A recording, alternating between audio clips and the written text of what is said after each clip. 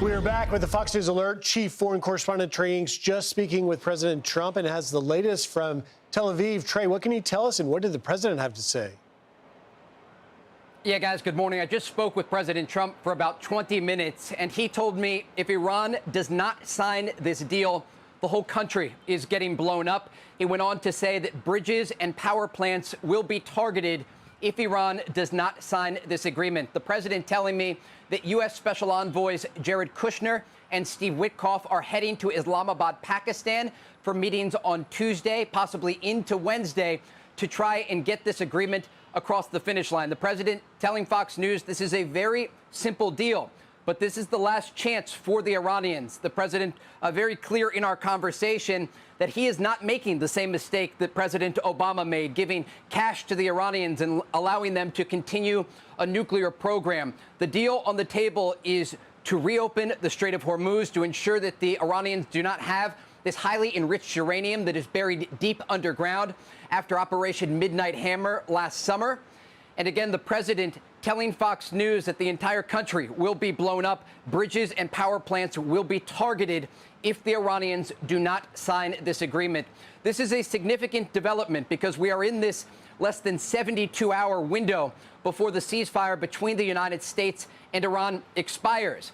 And the president has given the Iranians an opportunity for an off-ramp, an olive branch he is extending to the Iranian regime to avoid this region going back into war. And the president said the United States military is prepared. He said the U.S. has massive amounts of ammunition, even better munitions than they had in the opening days of Operation Epic Fury, to use against the Iranian regime, to target a variety of different positions across their country if they are not willing to make this good faith deal. And again, he tells Fox News that his special envoys are headed to the Middle East, and they are going to try and get this deal across the finish line. But this is in the hands of the Iranians, if they are willing to make a good faith agreement. And if they are not, the president has indicated there will be significant strikes against the Iranian regime in response if this diplomatic effort does not succeed. Guys? Trey, in your conversation with the president, it hasn't been talked much about lately, but there has been focus on Kharg Island because of its strategic proximity to 90% of the crude oil goes through there. Did the president raise, I know he's talked to you about bridges and power plants, but what about the oil infrastructure? The president talked about the Strait of Hormuz and these violations of the ceasefire that were conducted by the Iranians yesterday. President Trump telling me about how they're using these small vessels to fire on ships in the Strait of Hormuz, but they're just using small ammunition. And despite the fact that they're not doing much damage, it's an indication that they are violating the ceasefire. And then the question is, well, why are they not doing much damage? And that is because more than 150 Iranian vessels are currently at the bottom of the sea. During Operation Epic Fury, the United States hammered the Iranian Navy, and they had prepared for a possible confrontation with the United States, but not enough, because the U.S. was so successful in these strikes that much of the Navy vessels the Iranians had prepared were not able to be used. And that is the reason that they have to use these smaller vessels to threaten international shipping lanes. And again, this speaks to the success of Operation Epic Fury and just the inability of the Iranian regime to even respond and to violate the ceasefire in this manner. And so that is one of the key pillars of this broader agreement that President Trump is demanding the Iranian regime sign. They are going to keep open the Strait of Hormuz. They are going to release that highly enriched uranium that is buried deep underground in the aftermath of those U.S. strikes last summer, and they're going to stop threatening U.S. forces across the region, the president tells me, or the Iranians are going to pay a heavy price, and that price is going to come at their power plants, their bridges, and the remaining infrastructure belonging to the Iranian regime. The president said right now there is a divide between the hardliners and the more moderates within the Iranian political leadership that remains. Remember, in the opening strikes of Operation Epic Fury, the United States and Israel took out the command structure of the Iranian regime. Iran's supreme leader, the Ayatollah Khamenei, was taken out in an airstrike along with his top advisors. The Iranians were in disarray in these moments after Operation Epic Fury began because they were hit even harder than anyone in the region believed they were going to be hit. And again, this speaks to the inability of the Iranians to not only defend their top leaders, but also defend their military structure. When we think about the threat Iran posed before Operation Epic Fury began, they were basically trying to get a nuclear weapon. They told negotiators they had enough highly enriched uranium for 11 nuclear bombs. And this was an indication to President Trump something had to be done to stop this regime from obtaining a nuclear weapon. But remember, you have this threat from the Iranians that also includes ballistic missiles and drones. And as part of Operation Epic Fury, President Trump ordered strikes against the production facilities of the Iranian regime, hammering their ballistic missile production centers and the drone centers that were used to target U.S. forces and allies across the Middle East. And now President Trump tells me that bridges and power plants are back on the target list for the United States. And if Iran does not sign this agreement in Islamabad this coming week, the president will order strikes, he tells me, against power plants and bridges inside of Iran. This will be a major escalation. But the president told me, and he is expected, we also learned in that conversation, to release basically a letter today to the Iranians with this tough talk, letting them know what is at risk for their regime if they do not make a good faith agreement. The president told me this tough talk is the only thing the Iranians understand. They don't understand the traditional diplomacy and dialogue of the region. They understand firepower, the firepower that belongs to the United States military. And President Trump again told me they have massive amounts of ammunition prepared. If the Iranians are not willing to make that good faith agreement, they are going to hammer the regime, targeting those bridges, power plants, and what is left of the IRGC military infrastructure. Guys? Trey, you were on our show in an earlier hour before this phone call with the president, and you and I discussed this regime. You say that there's a faction, perhaps a more moderate versus a more radical wing of this regime. We don't know which one is in charge. Maybe you do. Maybe you can let us know. But if the more radical wing is in charge, per our discussion earlier, then that means they're crazy. And that means that this letter and this escalation may not have the results that we want because they don't care. They're just like, fine, let it all go. This is existential. If, we're going to lose, so let's all just die and go to heaven, I guess, or hell. So did you discuss that with the president in terms of the mental state and the outcomes that the mullahs and the radical wing want?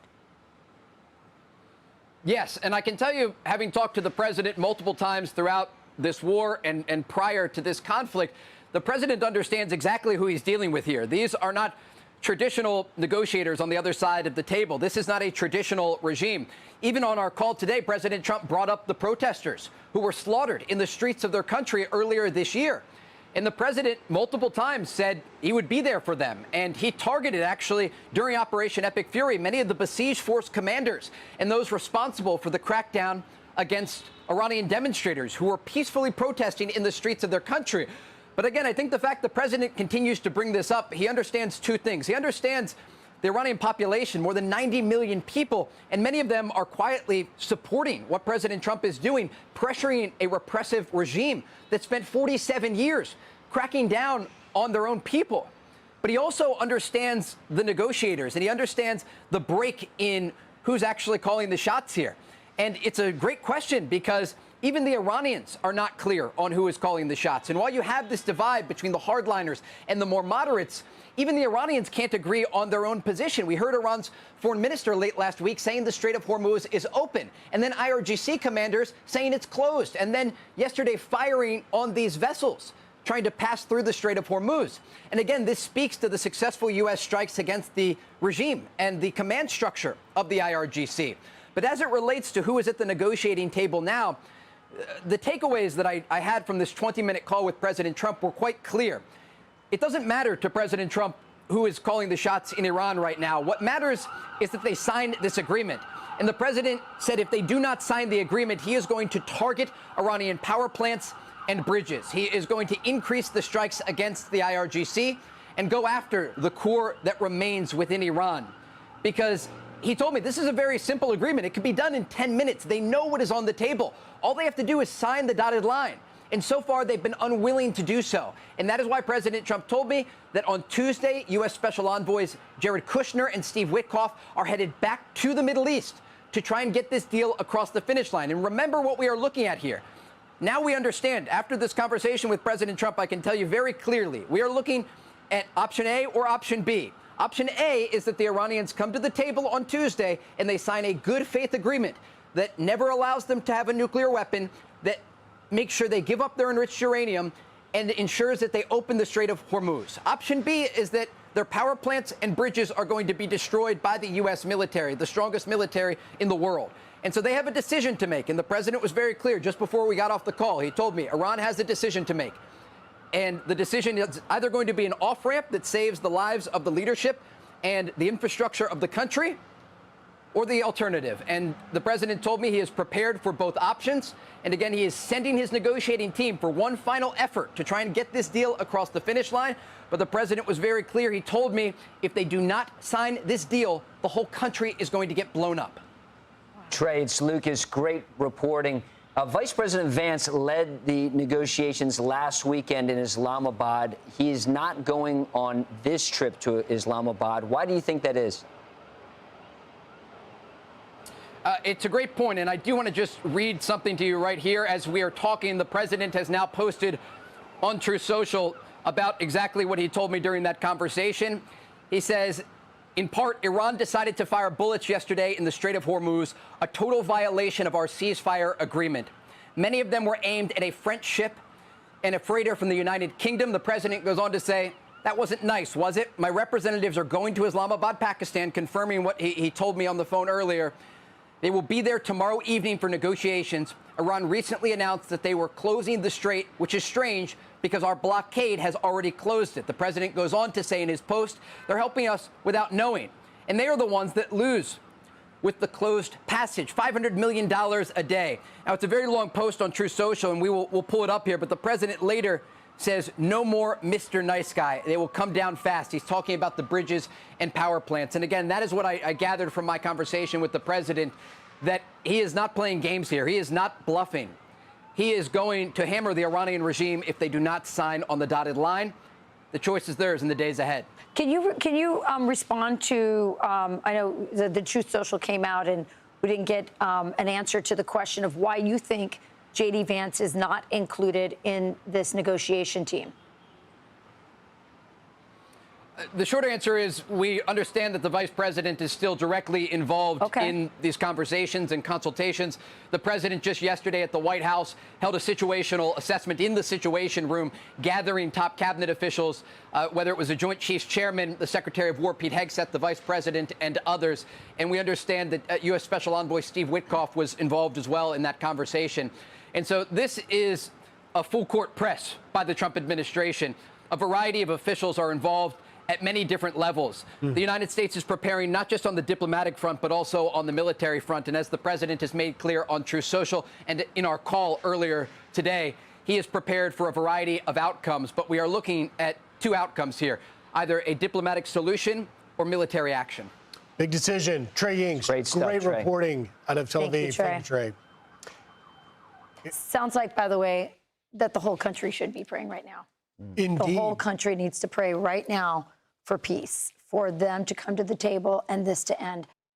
Be sure to like and subscribe for all the Fox News latest on YouTube and catch full shows streaming now on Fox One.